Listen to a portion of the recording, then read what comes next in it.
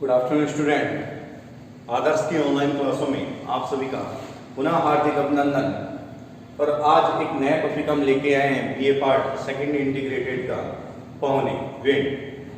पवनों के बारे में हम बात करेंगे कि पवन किसे कहते हैं जो क्षैतिज रूप से चलती है। बच्चों क्या चलती है? क्षैतिज रूप से जो चलती है वही क्या कहलाती है? पवन कहलाती है। क्षैतिज रूप से गतिशील जो भी वायु होती है, क्षैतिज रूप से गतिशील जो वायु होती है उसे हम क्या बोलते हैं? पवन बोलते हैं। सबसे पहले पवन की आप डेफिनेशन लिखिए कि क्षैतिज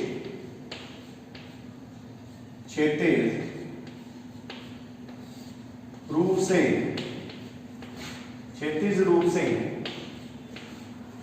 गतिशील,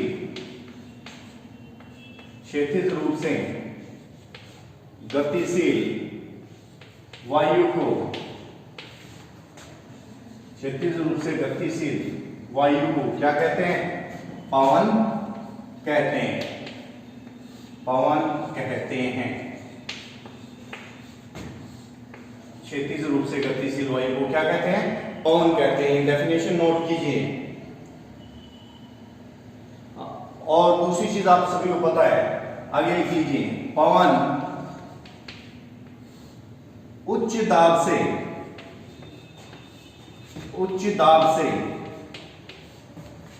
निम्न दाब की तरफ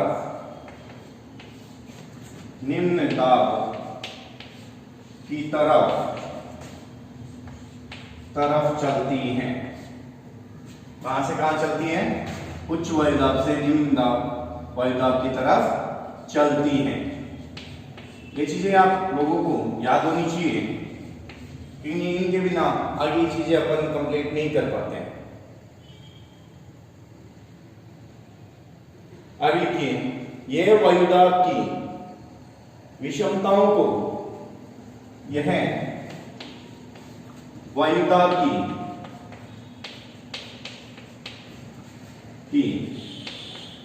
विषमताओं को, यह वायुदाब की विषमताओं को,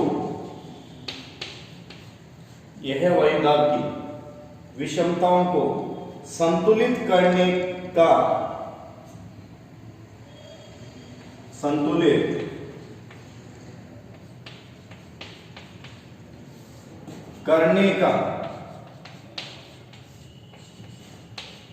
प्रयास,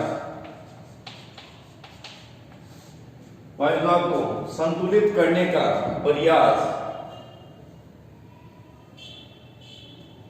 संतुलित करने का प्रयास है। संतुलित करने का प्रयास है। प्रकृति द्वारा जो वायु को संतुलित की जाती है उसका ये प्रयास है। यदि पृथ्वी स्थिर होती है, यदि पृथ्वी स्थिर होती है,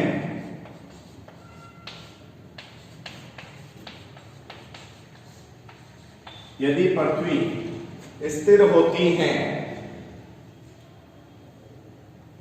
स्थिर होती है और इसका धरातल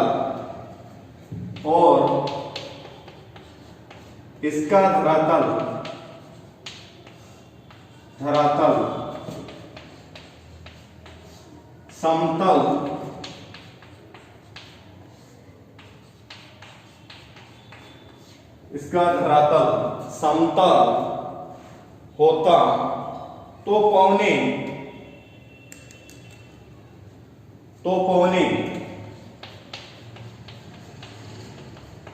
उच्च वायुदाब से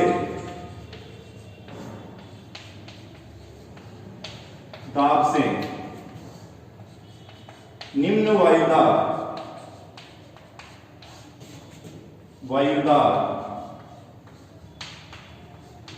तो पवने उच्च वायुदाब से निम्न वायुदाब वाले स्थानों की ओर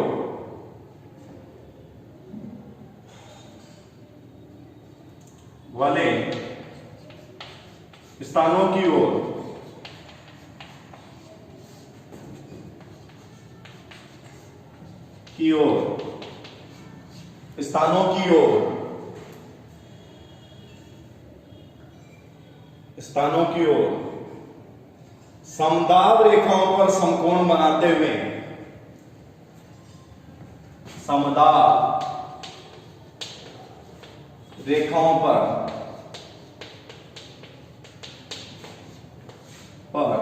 समकोण बनाते हुए, समकोण बनाते हुए चलती हैं, बनाते हुए चलती हैं। तो बेटा सबसे पहले बेसिक इंफॉर्मेशन ट्विन्स के बारे में, पौधों के बारे में जो आपको नोट करनी है कि भी सबसे पहले एक डेफिनेशन है कि भी क्षैतिज रूप से जो भी वायु चलती है, क्षैतिज रूप से जो भी वायु गतिशील तौर पर चलती है वही क्या कहलाती है? पवन कहलाती है। डेफिनेशन लिखिए, क्षैतिज रूप से गतिशील वायु को हम क्या कहते हैं? पवन कहते हैं। क्लियर? इतनी आगे बात करते हैं कि भाई पवन हमेशा उच्च दाब यानी उच्च वायुदाब से निम्न वायुदाब की तरफ चलती है। हमेशा आप देखते हो गुब्बारे में, बैलून में हवा फिल करते हो आप, और देन उसका जो मुंह है वो आप छोड़ देते हो, तो हवा कहां की तरफ आ जाती है? बाहर की तरफ आती है, क्योंकि गुब्बारे के अंदर उस टाइम क्या रहता है? उच्च वायुदाब हो जाता है, तब वो वायु बाहर की तरफ आ जाती है। तो पवन हमेशा उच्च वायुदाब से निम्न वायुदाब की तरफ चलती है। यह वायुदाब की विषमताओं को संतुलित करने का प्रयास है। यदि पृथ्वी स्थिर होती है और इसका धरातल समतल होता है तो पवनें उच्च वायुदाब से निम्न वायुदाब वाले स्थानों की ओर समदाब रेखाओं, समदाब रेखा आपको मैं बता चुका हूं कि क्या होती है समदाब रेखा? समान दाब वाले स्थानों को मिलाने वाली रेखा समदाब रेखा कहलाती है। समदाब रेखाओं पर समकोण बनाते हुए चलती हैं। तो सबसे पहले इस चीज को नोट कर लीजिए आप, उसके बाद आगे बात करते हैं।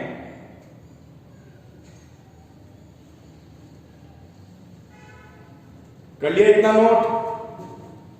सबसे पहले इस चीज को नोट कर लीजिए बच्चों।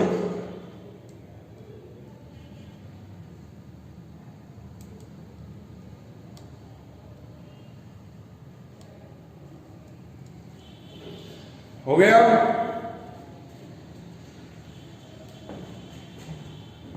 ऊपर से रफ कर रहा हूं बच्चों में एक बार।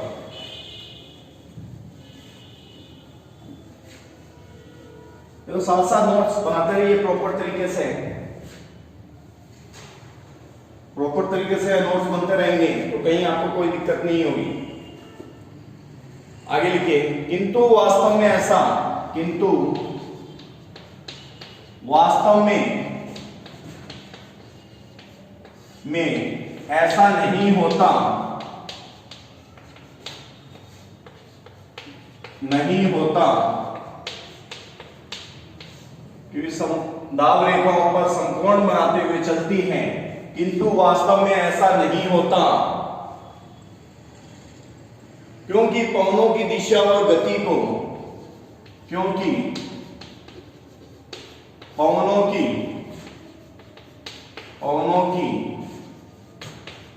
दिशा व गति को, पवनों की दिशा व गति को, पवनों की दिशा व गति को कई कारक प्रभावित करते हैं, कई कारक प्रभावित करते हैं, कई कारक प्रभावित करते हैं। तो उन कारकों की हम बात करेंगे, उससे पहले आगे नोट कर लीजिए। आगे लिखिए कि किंतु वास्तव में ऐसा नहीं होता, क्योंकि पवनों की दिशा व गति को कई कारक प्रभावित करते हैं। उन कारकों की बात कर रहे हैं, पहले ये जल्दी से नोट कर लीजिए आप लोग।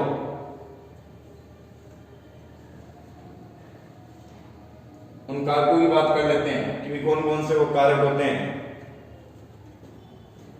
हो गया नोट?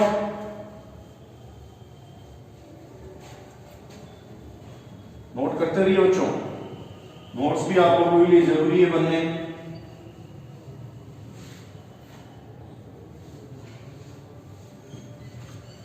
रफ कर दो।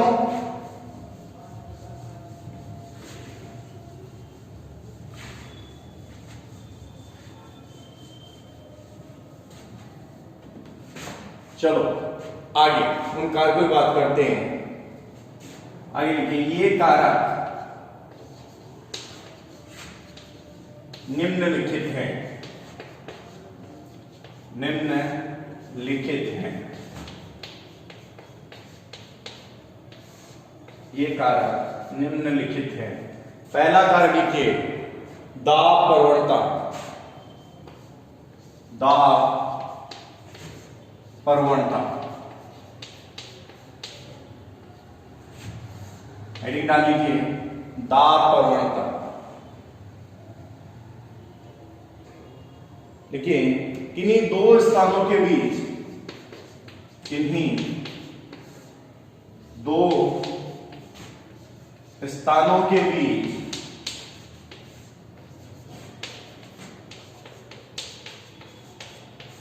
किन्हीं दो स्थानों के बीच वायुदाब के अंतर को,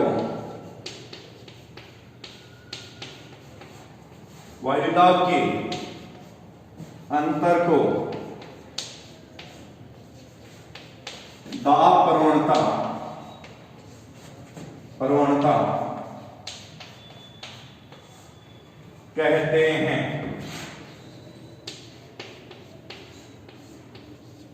दाब प्रवणता कहते हैं। यह प्रवणता क्षैतिज दिशा में, क्षैतिज दिशा में होती है। क्षैतिज दिशा में होती है। दाब प्रवणता को, दाब प्रवणता को बायोमेट्रिक,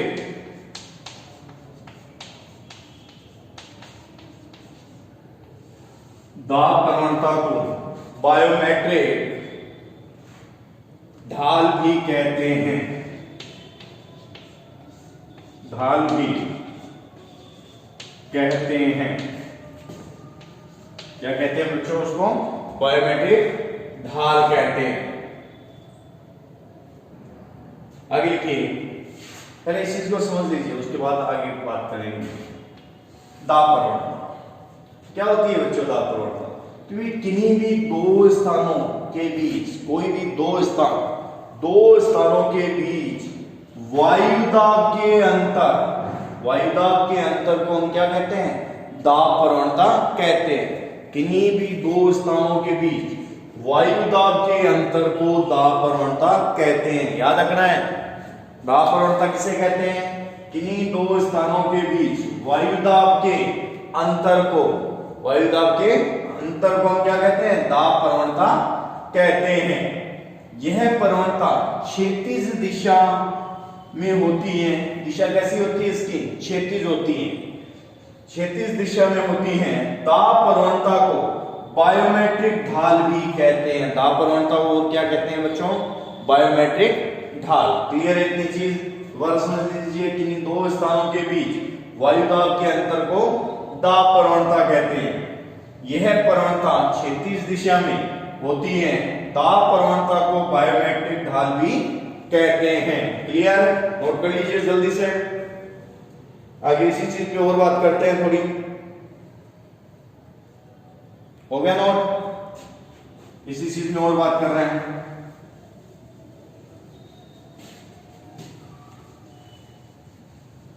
वायुदाब के अंतर को हम क्या कहते हैं? दाब प्रवणता कहते हैं। क्लियर?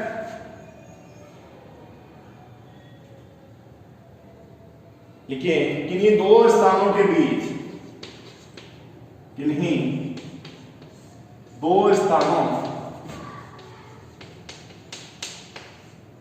के बीच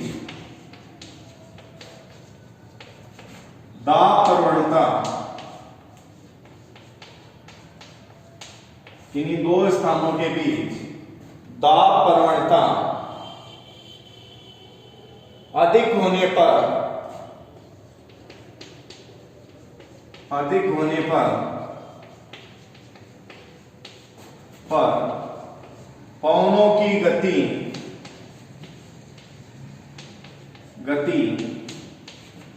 भी अधिक होती है। पवनों की गति भी अधिक होती है। पवनों की गति भी क्या हो जाती है? अधिक हो जाती है। इसके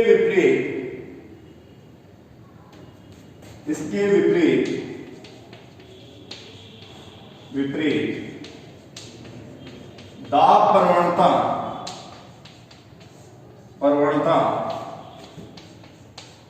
कम होने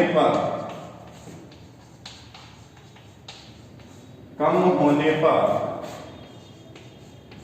दाब प्रवणता कम होने पर पवनों की गति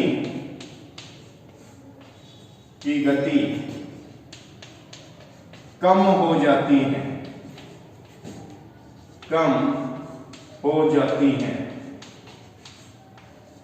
पवनों की गति भी कम हो जाती है। आगे लिखिए बच्चों कि भी किन्हीं दो स्तरों के बीच वायुदाब के अंतर को हम क्या बोलते हैं बच्चों?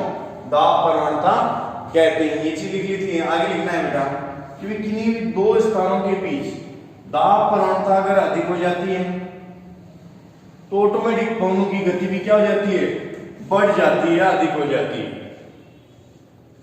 इसके अगर विपरीत बात करें कि भी दाब प्रवणता कम हो जाए, कम होने पर क्या होती है? तो पवनों की गति भी क्या हो जाती है?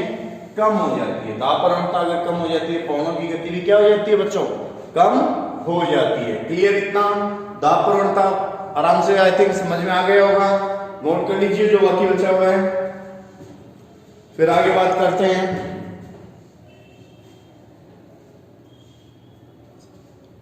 नोट करते रहिए बच्चों। ये पहला कारक है, पहला कारक दाब प्रवणता। फिर दूसरी बात करते हैं पृथ्वी की परिभ्रमण या घूर्णन गति के बारे में। पृथ्वी का परिभ्रमण या घूर्णन गति। दूसरा, पृथ्वी का परिभ्रमण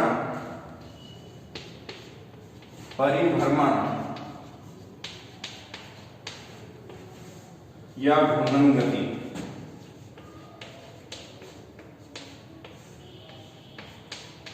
पृथ्वी का परिभ्रमण या घूर्णन गति। क्लियर? हेडिंग डाल लीजिए।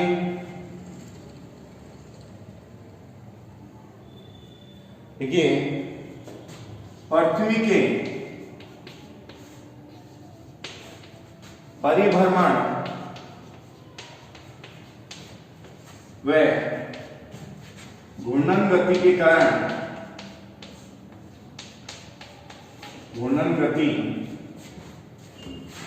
कारण पवनें विक्षेपित हो जाती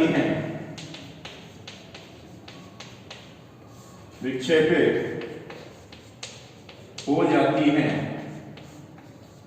पवनें क्या हो जाती है बच्चों? विक्षेपित हो जाती हैं। इसे कोरियोलिस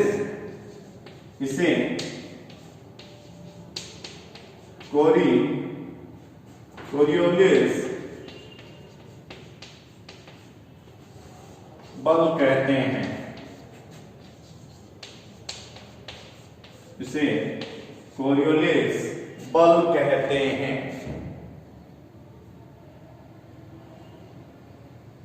और इस बल के प्रभाव को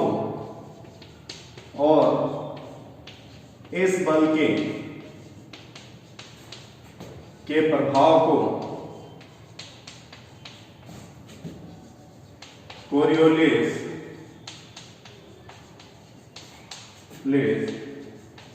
प्रभाव कहते हैं। कोरियोलिस प्रभाव कहते हैं। कोरियोलिस प्रभाव कहते हैं।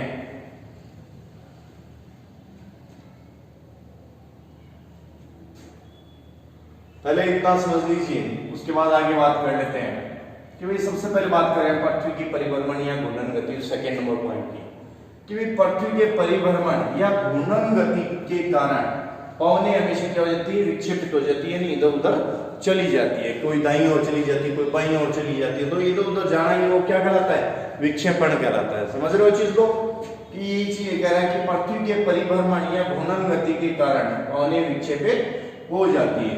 आप लोग देखते हो कि भाई कोई आपके गांव के अंदर पिकअप चल रही है और वो आप पीछे चल रहे हो और अचानक वो ब्रेक मारती है, ब्रेक मारते वो मिट्टी क्या जाती है, पीछे की तरफ आती है, नहीं आती, तो उधर उधर विक्षेपित होती है, नहीं होती, वही चीज बात कर रहे हैं। ये पृथ्वी के भ्रमण या घूर्णन गति के कारण पवनें विक्षेपित हो जाती है, इसे ही हम क्या कहते हैं बच्चों, कोरियोलिस बल कहते हैं। याद रखना है, डेफिनेशन पूछ ली जाती है कि भाई कोरियोलिस बल क्या है, तो ये चीज आपको याद रखनी है कि भाई पृथ्वी के परिभ्रमण या घूर्णन गति के कारण पवनें हमेशा क्या हो जाती है, विक्षेपित हो जाती है, और इसे हम क्या कहते हैं, कोरियोलिस बल कहते हैं। क्लियर। अब इस बल के प्रभाव को हम क्या कहते हैं, कोरियोलिस प्रभाव कहते हैं। क्या कहते हैं, कोरियोलिस प्रभाव कहते हैं। क्लियर, नोट कर लिया। आगे बात करें,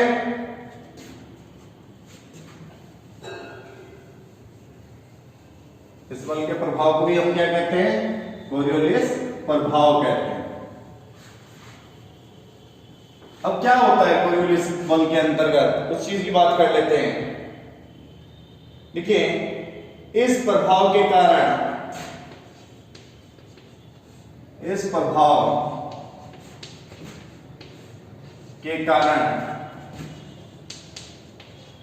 पवनें, इस प्रभाव के कारण पवनें उत्तरी, इस प्रभाव के कारण पवनें उत्तरी गोलार्ध में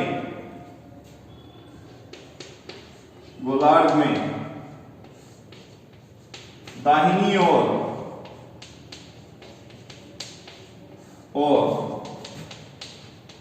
और दक्षिणी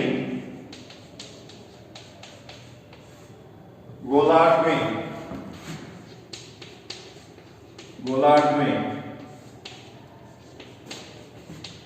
बाईं ओर मुड़ जाती हैं, बाईं ओर मुड़ जाती हैं। क्लियर। इसके प्रभाव से कोरियोलिस बल के प्रभाव को हम क्या कहते हैं, कि उत्तरी गोलार्ध में क्या मुड़ जाती है, दाईं ओर, दक्षिण गोलार्ध में बाईं ओर मुड़ जाती है। इसे हम क्या कहते हैं बेटा, फेरेल का, इसे फेरेल का नियम भी कहते हैं। क्या कहते हैं, फेरेल का नियम भी कहते हैं। आगे समझ लीजिए कि भी इस प्रभाव, कौन से प्रभाव की बात कर रहे हैं, कोरियोलिस प्रभाव की बात कर रहे हैं। इस प्रभाव के कारण पवनें उत्तरी गोलार्ध में दाईं ओर और दक्षिणी गोलार्ध में बाईं ओर मुड़ जाती है। इसे ही हम क्या कहते हैं, फेरेल का नियम कहते हैं। इसे हम क्या कहते हैं बच्चों, फेरेल का नियम कहते हैं। क्लियर, नोट कर लीजिए इसको जल्दी से। आगे फिर तीसरी चीज की बात करते हैं,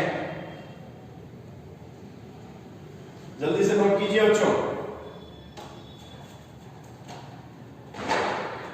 हर चीज नोट हो जानी चाहिए, नोट नहीं करोगे तो दिक्कत आती है बच्चों इन चीजों में। साथ साथ नोट करते रहिए।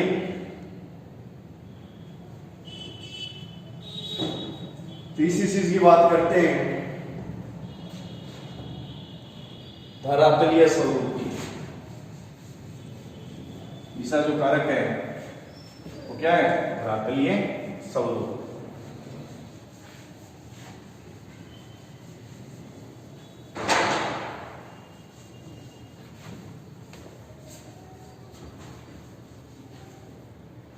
तीसरा लिखिए धरातलीय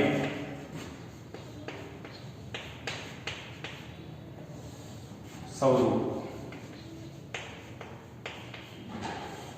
धरातलीय स्वरूप अंडरलाइन कीजिए। देखिए पृथ्वी पर धरातलीय असमानताएं, पृथ्वी पर धरातलीय असमानताएं, पृथ्वी पर धरातलीय असमानताएं पवनों के मार्ग में, पवनों के मार्ग में अवरोध पैदा करती हैं, अवरोध पैदा करती हैं, पवनों के मार्ग में अवरोध पैदा करती हैं, जिससे पवनों की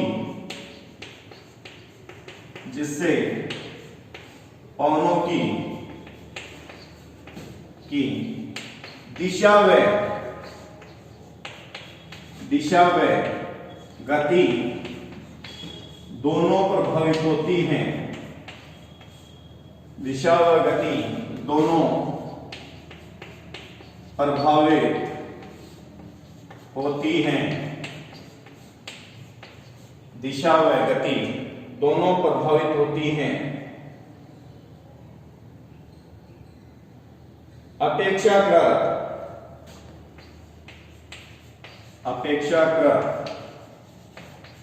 समतल महासागरीय,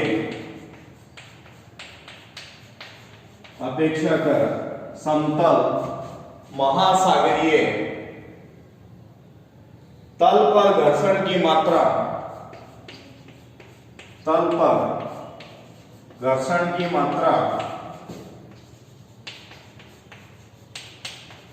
तल पर घर्षण की मात्रा कम होती है, कम होती है, मात्रा कम होती है, जिससे पवनें अधिक तेज गति से, जिससे पवनें अधिक तेज गति से प्रवाहित होती हैं,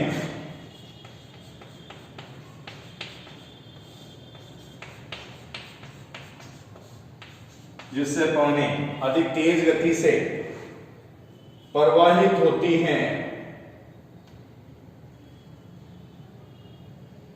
इसके विपरीत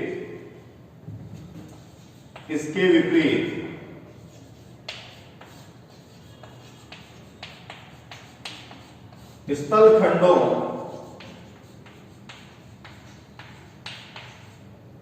इसके विपरीत स्थलखंडों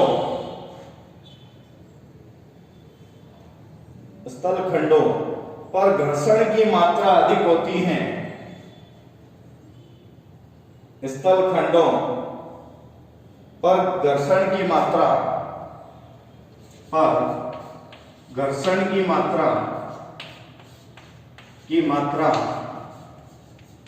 अधिक होती है,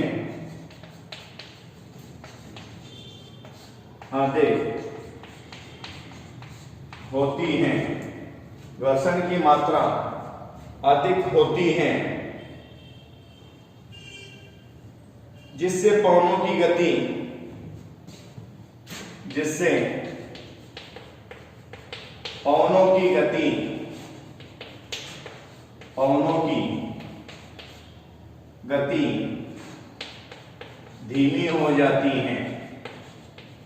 धीमी हो जाती है, पवनों की गति धीमी हो जाती है। सबसे पहले नोट कर लीजिए, उसके बाद मैं समझा देता हूं इस चीज को।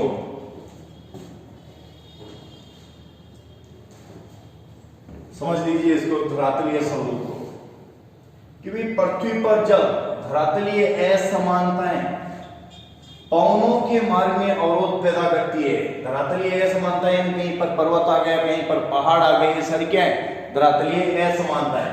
कि भाई पृथ्वी पर धरातलीय असमानताएं पवनों के मार्ग में अवरोध पैदा करती है। पवन चल रही है, अचानक बीच में पहाड़ आ गया, तो वो अवरोध पैदा हुआ या नहीं हुआ, वही चीज बात कर रहे हैं कि भाई पृथ्वी पर धरातलीय असमानताएं पवनों के मार्ग में अवरोध पैदा करती हैं, जिससे पवनों की दिशा और गति दोनों प्रभावित होती हैं। कि भाई पवन चल रही है, सामने से क्या आ गया, पहाड़ आ गया, तो दिशा क्या होगी, चेंज कर ली उसने, तो गति, एक तो गति उसकी धीरे हो गई, दूसरी उसने दिशा चेंज कर ली।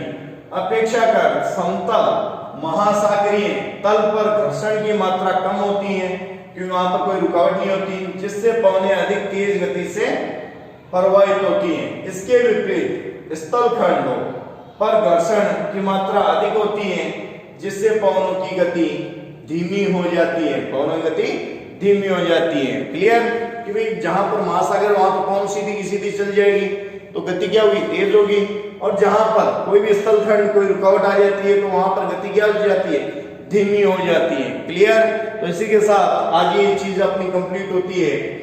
उसके बाद नेक्स्ट हम टॉपिक को लेकर चलेंगे, विंड्स के टॉपिक चलते रहेंगे अपने पहले, तो आप लोग देखते रहिए, साथ साथ जुड़े रहिए, अपने प्रॉपर तरीके से नोट्स बनाते रहिए। इसी के साथ धन्यवाद, मोहित वर्मा।